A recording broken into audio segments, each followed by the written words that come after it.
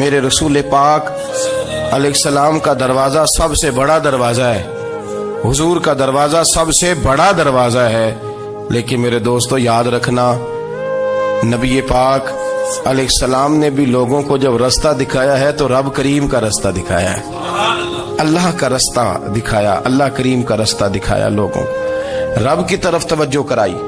میرے رسول کریم سید عالم صلی اللہ تعالی علیہ وسلم نے لوگوں کی اللہ کی جانب توجہ کرائی اور لوگوں سے یہ کہا کہ وہ اپنے رب کریم کی جانب اپنا ذہن رکھیں، اپنی توجہ اپنے اللہ کی جانب مبذول کریں۔ میری بات کو اچھے طریقے سے سمجھیے گا، علم اللہ تبارک و تعالی عطا کرتا ہے تو اسے اللہ کی عطا ہی سمجھنا چاہیے۔ کچھ لوگوں کے پاس علم ہوتا ہے پر علم نافع نہیں ہوتا، وہ ٹامک ٹونجا مارتے رہتے ہیں ساری زندگی۔ علم کو اللہ کی عطا سمجھیں، اپنی عقل پر اپنے شعور پر زیادہ بھروسہ نہ سمجھیں، نظر اللہ پہ رکھیں۔ حضرت مولا علی شیر خدا کرم اللہ تعالی وجہہ الکریم سے کسی نے پوچھا تھا بڑا عالم کون ہوتا ہے؟ ہمارے ہاں تو اب وہ والے عالم پائے جاتے ہیں نا اللہ ماشاءاللہ، جو ممبر پہ بیٹھتے ہیں تو دعوے ہی دعوے ہیں، ممبر پہ بیٹھتے ہیں تو دعوے ہی دعوے ہیں، اس طرح کے عالم ہمارے ہاں پائے جاتے ہیں۔ وہ ہر بات میں دعویٰ کرتے ہیں، میں یہ کر دوں گا، میں وہ کر دوں گا۔ یہ مزاج علماء کا نہیں۔ حضرت علی المرتضیٰ سے کسی نے پوچھا بڑا عالم کون ہوتا ہے؟ فرمایا بڑا عالم وہ ہوتا ہے کہ جسے مسئلے کا پتہ نہ ہو تو وہ کہہ دے مجھے نہیں پتا، میں پتہ کر کے بتاؤں گا، غلط بات بیان نہ کرے۔ امام مالک سے کسی نے کوئی مسئلہ پوچھا تو آپ فرمانے لگے مجھے اس سوال کا جواب نہیں آتا، ہمارے بزرگ سمجھاتے کیا ہے؟ وہ کہنے لگا آپ اتنے بڑے امام ہیں تو اس سوال کا جواب نہیں آتا۔ آپ فرمانے لگے اگر مجھے ہر سوال کا جواب آتا پھر تو میں خدا ہوتا، مجھے ہر سوال کا جواب نہیں آتا، مجھے تو اتنا آتا ہے جتنا میرے رب نے مجھے عطا کر دیا ہے۔ اپنی نظر اللہ پہ رکھیں، نکل آئیں اس معمے سے باہر کہ میں کوئی بلا ہوں، مجھے بڑا پتا ہے، میرے پاس 6 ڈگریاں ہیں، مجھے 10 جگہ پہ تدریس کا شغف حاصل ہے، اس سے نکلیں باہر۔ قرآن مجید دیکھیے گا، اللہ تعالیٰ نے ارادہ قدرت فرمایا کہ میں حضرت آدم کو بناؤں گا، پھر بنانے کے بعد فرمایا فرشتوں سجدہ کرو آدم کو، سب نے سجدہ کیا الا ابلیس ابا واستکبر وکان من الکافرین، سب نے سجدہ کیا سوائے ابلیس کے، اس نے انکار بھی کیا، تکبر بھی کیا اور کافروں میں سے ہو گیا۔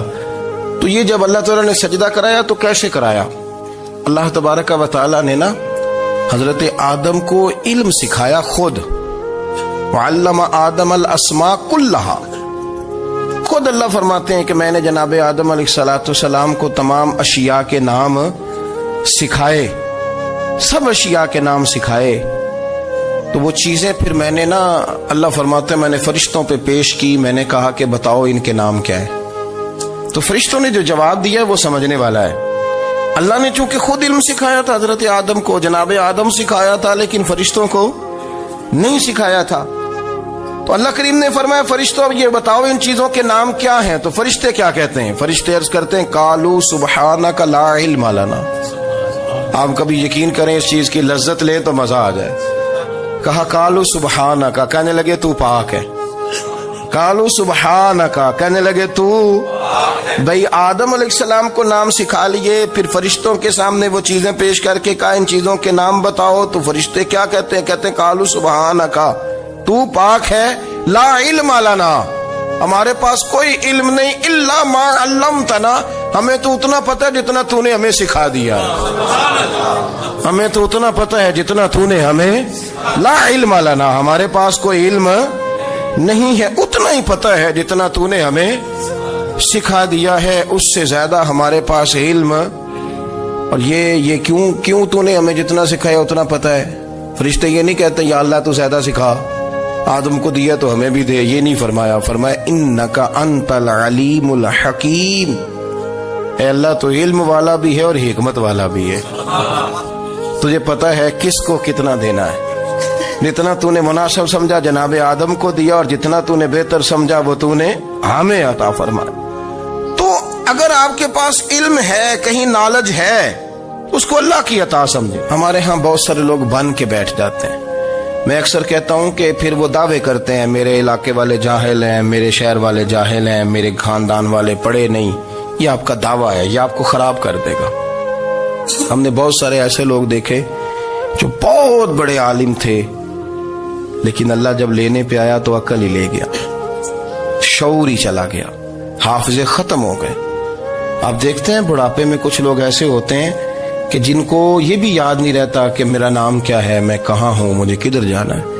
تو اس وقت سے اللہ کی پناہ مانگیں اور اپنی نظر اپنے رب کریم کی جانب رکھیں، اللہ کی جانب اپنی نظر کو مبذول رکھیں۔ دوسری بات، علم کے بعد ایک چیز آتی ہے جس کا نام ہے ہدایت، جس کا نام ہے تقوی، جس کا نام ہے پرہیزگاری، جس کا نام ہے عمل، عبادت، ریاضت۔ یہ بھی اسی وقت ہی نصیب ہوتی ہے جب میرا رب کریم نصیب فرما دیتا ہے۔ ہم نے نا نیکی کا اپنا اپنا سٹیٹس بنا لیا ہے، اپنا اپنا معیار بنا لیا ہے۔ کچھ لوگ کہتے ہیں کہ جناب مسجد میں سیمٹ کا توڑا دینے سے بہتر ہے کسی غریب کو آٹے کا تھیلا دے دو۔ اب اس نے اپنا مزاج بنا لیا نا نیکی کا، اس نے اپنا سٹیٹس بنا لیا۔ میرا یہ سوال ہے کہ نبی پاک صلی اللہ تعالی علیہ وسلم جب مدینہ شریف آئے تھے تو حضور نے سب سے پہلے غریبوں میں آٹا تقسیم کیا تھا کہ سب سے پہلے مسجد بنائی تھی؟ کیا عجیب لوگوں کا رنگ ہے، اپنی مرضی کی ہدایت، اپنی مرضی کا تقوی، اپنی مرضی کا معیار۔ مسجد کوئی بڑا چھوٹا خطیب بھی میری طرح کا ہو نا تو وہ مسجد میں بیٹھ کے جب نبی پاک کی بات کرتا ہے تو کہتا ہے میرے رسول پاک غریبوں کا سہارا بن کے آئے۔ وہ غریبوں کی بات کرتا ہے، مسکینوں کی، لاچاروں کی، کمزوروں کی بات۔ تو مسجد ہی تو وہ ادارہ ہے جہاں سے غریبوں کی بات ہو رہی۔ تو اب لوگوں نے غریب کو اور مسجد کو لڑانا شروع کر دیا، اس کو لڑاؤ کہ مسجد میں پیسے دینے سے بہتر ہے آپ غریب کو آٹے کا تھیلا دے دیں۔ آپ یہ کیوں نہیں کہتے کہ مسجد میں بھی آپ توڑا دیں ایک سیمٹ کا اور ساتھ غریب کو بھی خدمت کریں؟ یہ کیوں نہیں تقویٰ؟ اپنی اپنی مرضی کا مزاج، اپنی اپنی۔ کچھ لوگ کہتے ہیں چھوڑو جی، ساری زندگی انسان نماز پڑھتا رہے اور پھر گالیاں بھی دیتا رہے، بندہ داڑھی بھی رکھ لے اور جھوٹ بولنا بھی نہ چھوڑے۔ تو یہ آپ نے اپنے پاس سے تقوی کا معیار بنایا۔ گالی دینے کا گناہ ہے اور داڑھی رکھنے کا ثواب ہے۔ تو اگر آپ داڑھی رکھے ہوئے ہیں اور آپ کوئی غلطی کر رہے ہیں تو اس سے آپ کی داڑھی کا ثواب ختم، اللہ کرے آپ کو سمجھ آئے میری بات۔ آپ کوئی غلطی کر رہے ہیں، داڑھی کا ثواب اس سے ختم، وہ اپنی جگہ پہ قائم ہے چیز۔ اپنی مرضی کا کیوں تقوی کا معیار بناتے ہیں؟ تقوی کا مزاج اپنی مرضی کا نہ بناؤ۔ اللہ کی بارگاہ سے دعا مانگو کہ یا اللہ ہمیں ہدایت کا نور عطا فرما، اللہ تو ہمیں رستہ دکھا، تو بتا کہ ہدایت کیا ہے۔ تو رب فرماتا ہے اللہ ولی الذین آمنوا، اللہ مومنوں کا مددگار ہے، یخرجہم من الظلمات الی النور، وہ انہیں اندھیروں سے نکالتا ہے اور نور کی طرف روشنی عطا فرماتا ہے۔ اندھیروں سے نور کی طرف اللہ لاتا ہے۔ اللہ ولی، اللہ مومنوں کا ولی ہے، وہ انہیں اندھیروں سے نور کی طرف نکالتا ہے۔ ہدایت ہمیشہ اللہ کی طرف سے سمجھے۔ جب وہ نماز کی توفیق دیتا ہے تو اپنے فضل سے دیتا ہے، جب وہ ذکر کی توفیق دیتا ہے تو اپنے فضل سے۔ ہم سمجھتے ہو جی فلانا نہیں پڑھ رہا بڑا بیوقوف ہے، فلانا نہیں پڑھ رہا، تو تم کیا اپنی عقل کے زور پہ پڑھ رہا ہے؟ میں جی اللہ کے فضل سے 2 پارے پڑھتا ہوں، تو کس پہ احسان کرتے تو 2 پارے پڑھ کے رویا کر کہ اگر مالک تو بڑا قریب نہیں۔ بڑے لوگ ہیں جن کو پورا قرآن حفظ ہے پر انہیں پڑھنے کی توفیق نہیں، تو انہیں فضل کیا اور مجھے توفیق دے دی ہے پڑھنے۔ رویا کر، پڑھ کے رویا کر، راتی ساری کر کر زاری، وہ نیند اکھاں تھی توندے تے فجرے اوہی گناہگار کہاون سب تو نیوے ہوندے۔ مہربانی کریں، ڈریں، نیکی کریں تو پھر ڈریں، پھر احساس پیدا کریں، پھر اپنے اندر وہ کمزوری لائیں کہ توبہ توبہ مجھے تو پتہ ہی نہیں، تو جانتا ہی نہیں۔ حضرت سیدنا امام اعظم ابو حنیفہ رحمۃ اللہ تعالی علیہ کے ساتھ ایک شخص کہتا میں نے نماز پڑھی تو عشاء کی نماز تھی۔ یہ جو لوگ بڑے ہوتے ہیں نا، جن کے پیار کرنے والے بڑے ہوتے ہیں، ان کے گرد خوف بھی بڑا ہی ہوتا ہے، انہیں بڑا ڈر لگتا ہے، بڑی بعض اوقات آزمائش ہوتی ہے ان کی۔ عشاء کی نماز کہتے پڑھی تو امام صاحب نے نا عشاء کی نماز میں تلاوت کی آیتیں فَمَن يَعْمَلْ مِثْقَالَ ذَرَّةٍ خَيْرًا يَرَهُ وَمَن يَعْمَلْ مِثْقَالَ ذَرَّةٍ شَرًّا يَرَهُ، فرمایا جو ذرہ برابر خیر کرے گا وہ بھی قیامت میں دیکھے گا، اور جو ذرہ برابر شر کرے گا وہ بھی قیامت میں اس شر کو دیکھے گا اس کے سامنے آئے گا. تو وہ شخص کہتا ہے کہ سارے لوگ نماز پڑھ کے چلے گئے تو امام صاحب رحمت اللہ علیہ نے اپنی داڑھی پکڑی رو رہے ہیں. کہتے ہیں وہ ذرہ برابر نیکی کا بدلہ دینے والے، وہ ذرہ برابر شر پہ سزا دینے والے میری سفید داڑھی کو دیکھ. مالک میرے ذرے ذرے سامنے نہ لانا، لوگ تو میری بڑی قدر کرتے ہیں دنیا، میں تو بڑا پہچانا جاتا ہوں، لوگ تو میری راہوں میں پھول لیے کھڑے ہوتے ہیں، مجھے بڑا نوازتے ہیں. قیامت میں رسوا نہ کر دینا، میرے لیے مشکل ہو جائے گی. وہ کہتے ہیں میں نے امام صاحب کا درد دیکھا، مجھے کوئی کام تھا تو میں چلا گیا. میں نے کہا کہ وہ اس وقت اللہ کے حضور حاضر ہیں تو میں دوبارہ آؤں گا. کہتے ہیں میں تہجد کا وقت آیا تو امام صاحب وہیں بیٹھے تھے اور ان کی داڑھی آنسوؤں سے بھری ہوئی تھی اور زور سے داڑھی پکڑی ہوئی. کہنے لگے مالک رسوا نہ کر دے، قیامت میں رسوا نہ کر دے. یار جو ہدایت یافتہ لوگ تھے وہ تو ڈرے ہوئے تھے، وہ تو سہمے ہوئے تھے، وہ تو کہتے تھے یہ اس کا فضل نہیں، اس نے بلا لیا، یہ اس کا کرم نہیں. حضرت باعزید بستامی کسی کافر کو دیکھتے تو رو پڑتے، کہتے مالک تو کتنا قریب ہے، یہ بے ایمان رہ گیا، تو نے اپنے فضل سے مجھے اپنے نبی کا غلام بنا لیا.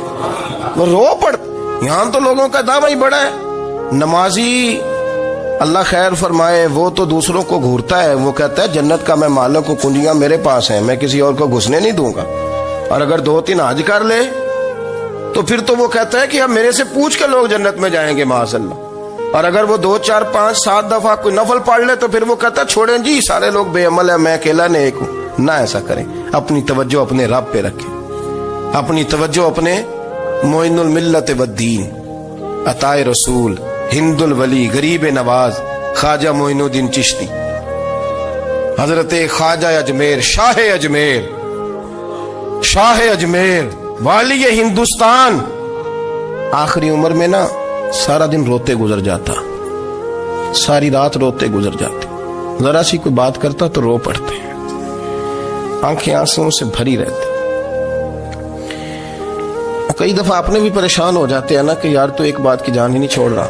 تو خواجہ قطب الدین صاحب بختیار کاکی سے لوگوں نے کہا کہ آپ مرشد سے بات کریں، اتنا بھی تو نہیں نہ رونا چاہیے، ہر وقت اس کے آنسو کی کریے. عاشق دا کام ہی رونا تونا تے بھی نہ رویو نہیں منظوری. یہ عاشق سدا ہی روندا رہندا ہے، پاویں وصل ہوئے تے پاویں دوری.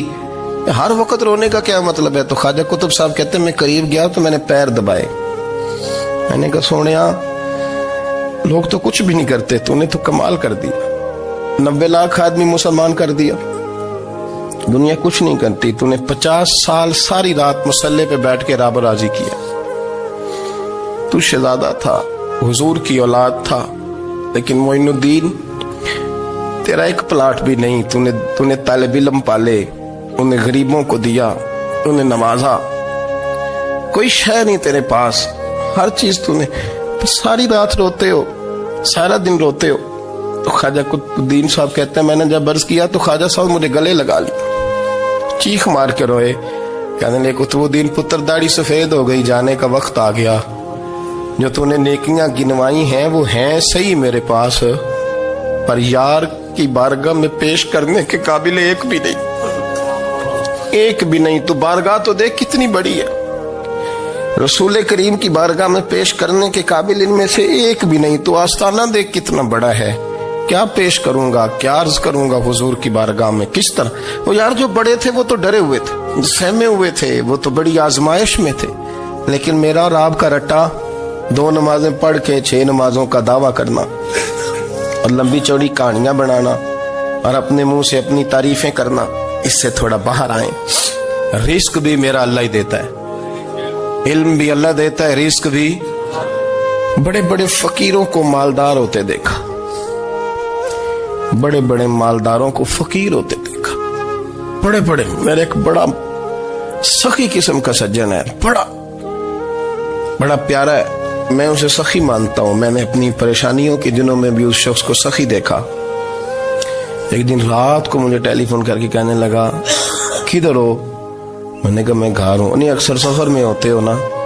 میں نے کہا طبیعت کیسی ہے؟ ٹھیک ہے، بس حال چال پوچھنا تھا. میں نے سمجھائی، میں نے کہا یار یہ کوئی مسئلہ ہے، ورنہ رات کے 2 بجے کوئی حال پوچھنے کو فون تو نہیں نہ کرتا. کوئی مطلب ایسا تو مسئلہ نہیں نا.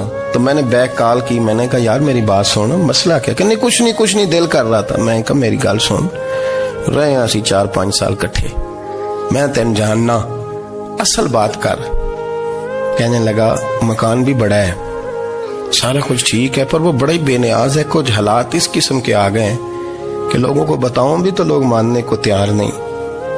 زیادہ نہیں, مجھے نا تھوڑے سے پیسوں کی ضرورت ہے, کوئی 15-20 ہزار اگر مل جائیں میری ضرورت. آپ یقین کریں میں روتا رہا ساری رات. میں نے کہا مہربانہ تیرا کس طرح کرانگے, اس سے لے کے زمانہ استعمال کرتا تھا, پر بے پرواہی ویکھ نہ سجڑ دی, جتھے کسے دی پیش نہ جاوے انہیں تاجہ والے در در رولے تے منگتیاں تخت بٹھاوے. سجنا کسے نو کارا مل دئی, کوئی کعبے خالی آوے.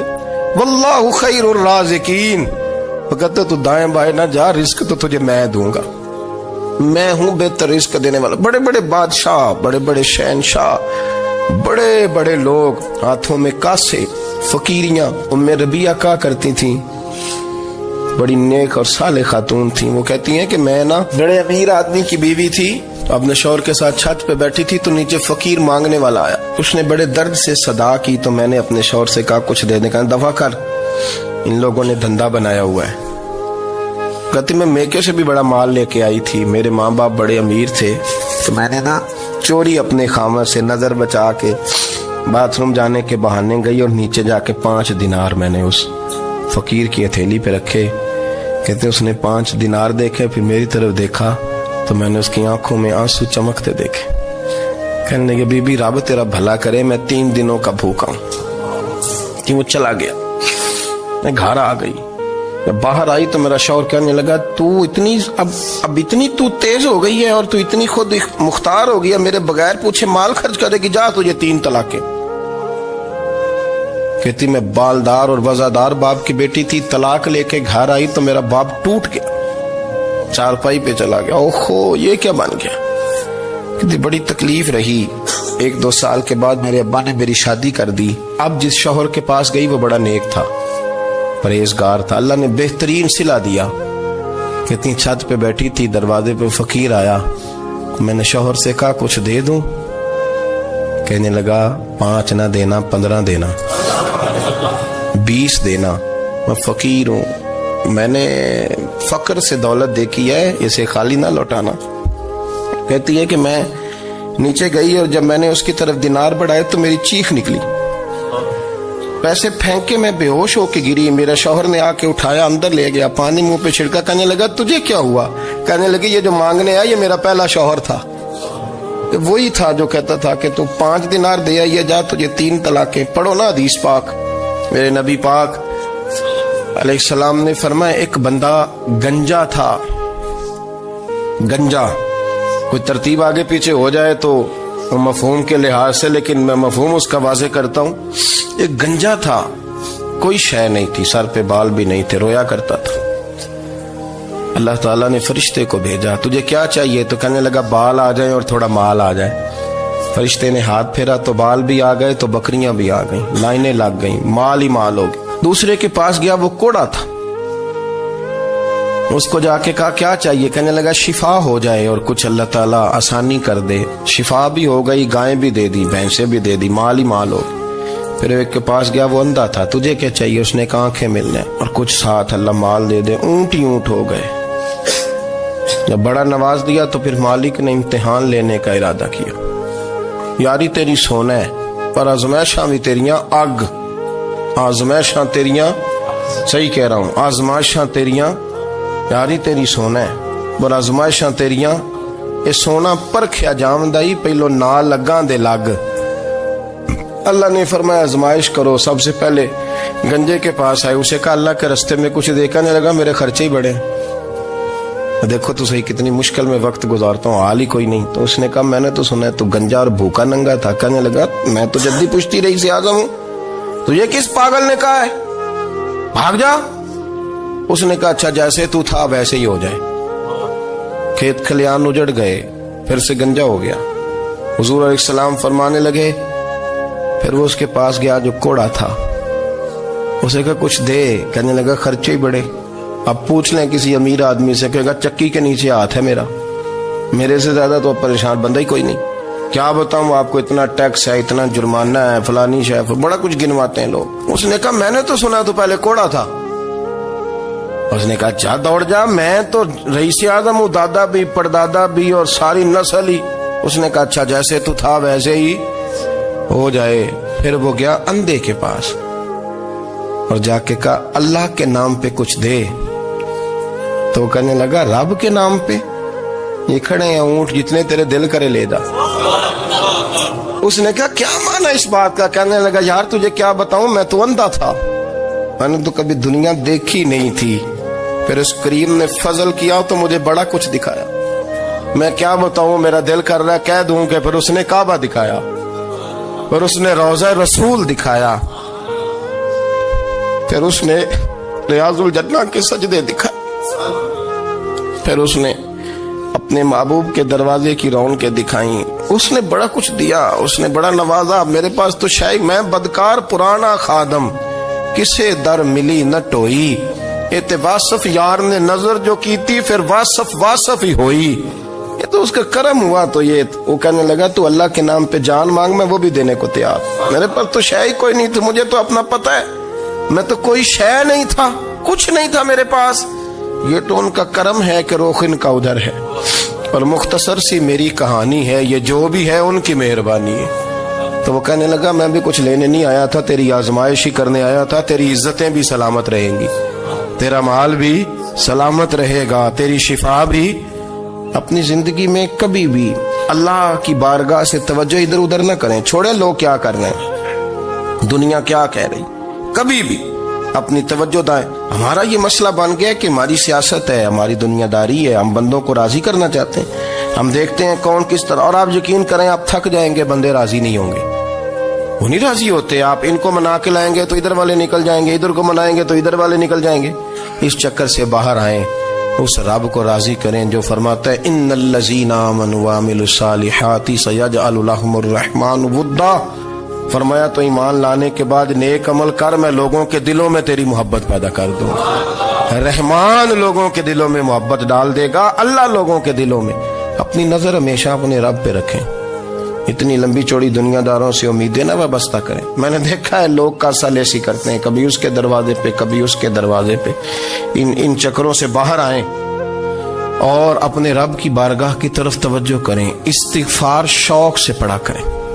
اور اکیلے میں نہ، اکیلے میں حضرت رئیس المتکلمین مولانا نقی علی خان صاحب رحمۃ اللہ نے لکھا ہے کہ فرعون 500 سال حکومت کر گیا.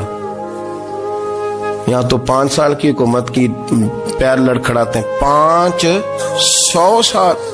ہمارے اصل وجہ یہ تھی کہ دنیا جب سو جاتی تھی نا تو اوپر چادر لے کے تو مصلے پہ بیٹھ جاتا تھا اور ہاتھ باندھ کے کہتا تھا رب تو ہی ہے، میرا پردہ نہ کھولنا، مالک تو ہی ہے، کرم نوازی کرنا، میری پکڑ نہ کرنا. وہ بے ایمان ہو کے اگر 500 سال ہاتھ باندھے تو گزارا کر لیتا ہے، تو ایماندار ہے. پر مسئلہ یہ ہے کہ تو رات کو بکل مار کے ہاتھ نہیں نہ باندھتا.